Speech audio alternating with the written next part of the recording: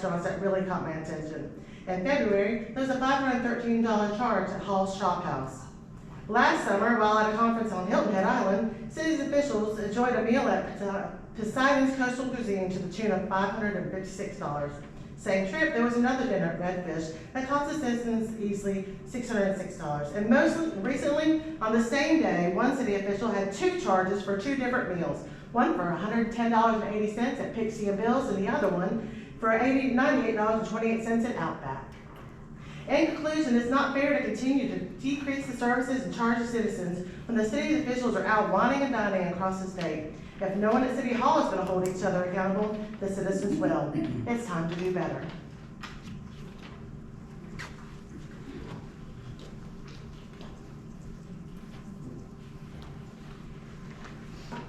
Sue, Atticus. I'll get it, I know, you don't have to buy it, this is gonna be real quick. I participated in the litter cleanup. We're calling this now the Green Wave. And Chrisman kind of glossed over about, it was a great event. I wish there had been more people. We're gonna do more, sadly, we're gonna have to do more events like this in the future. But I really want to give a big thank you to Chrisman and Marie. You were instrumental in getting this going and implementing it. Thank you so much. And thank you to Mayor and Mrs. Womack for coming out. We appreciated that. But those pallets, whew, 3 pallets? Right. Car parts, wow, thank you.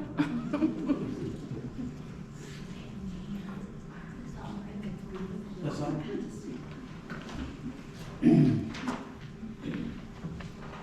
All right, item 8 is unfinished business. It's the second readings. Ordinance number 2022-10 to rezone 6.19 acres of real property located on the west side of 2nd Street, which is behind the mill, the Easley Mill. Do I hear a motion? Motion. Second? Second. Mr. Mayor, this is the second reading. Ask the council to rezone from industrial to GR2. I've got the map up, and as you can see, it backs up to the mill, which was changed also from industrial to GR2.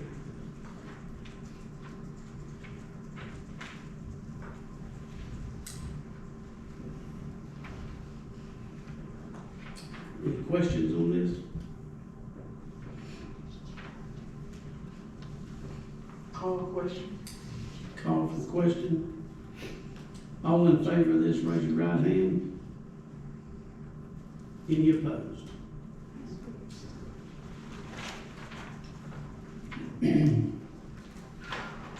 Item B, excuse me, item B, ordinance number 2022-12 to authorize the sale of real property located at 103 Esther Drive. Do I hear a motion?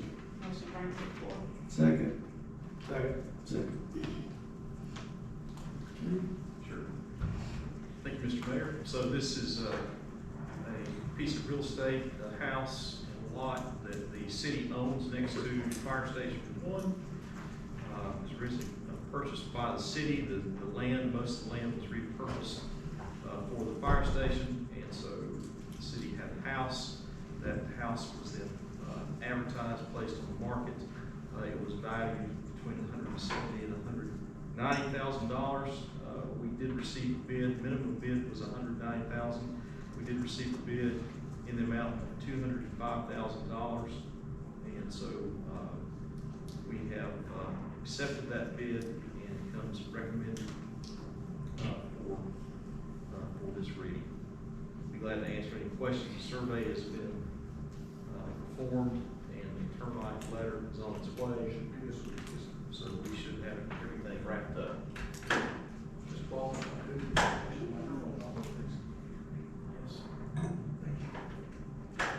Thanks, sir. Any other questions? sir. Call for the question. Call for the question. I have a call for the question. All in favor of this ordinance, raise your right hand. Any opposed? Ayes have it.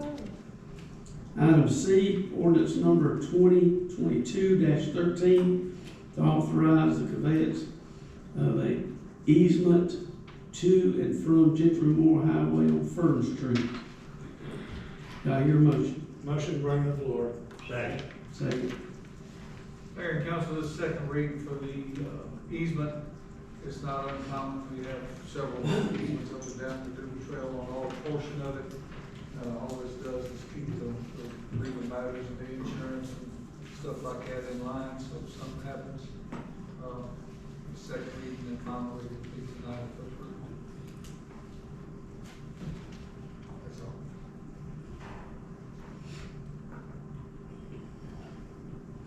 This is where? This is at the, crossing at the, Old Southern Wheeling. that's right, Old Southern Weaver, 210 Fern Street, which is just as you go to Fleetwood, red right there, Fleetwood Drive, not the first group building, but the next one, That building's which is being, annexed into the city. that building's being renovated. That is correct, sir.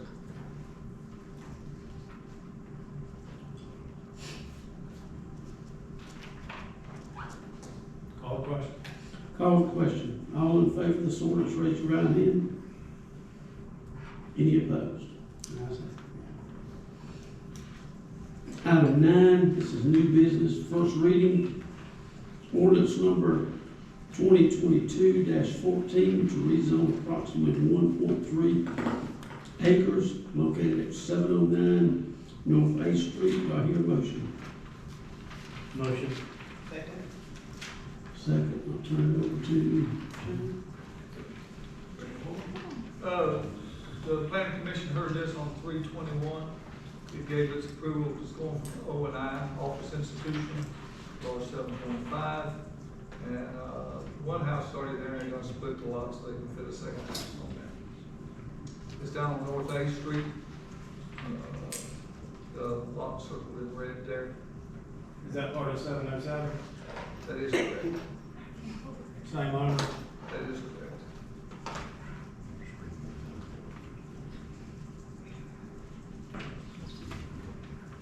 Is the house that's there now, is that new house? Yes, sir. Okay. Call the question. Have a call for question. All in favor of this ordinance, raise your right hand. Any opposed? Ayes have it. Ordinance number 2022-15 to amend the city code 50.21, ordinance 2021-22 to provide for yard debris, grass clippings, leaves. Do I hear a motion? Motion to bring to the floor. Motion. Second. Director Ford? Yes, sir. This is something that we've been investigating for a long time because of the damage to the leaf pickup truck.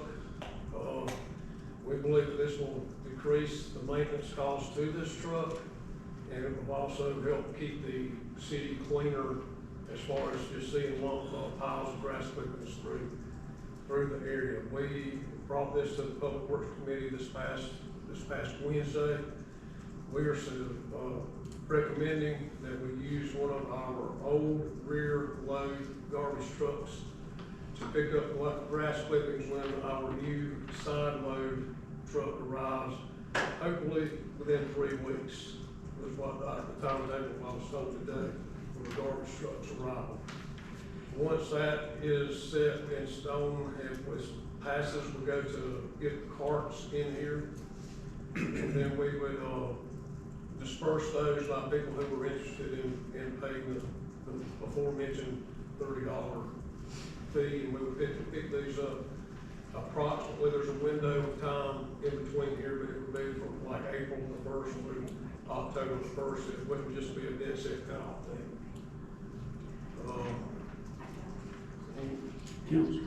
Council.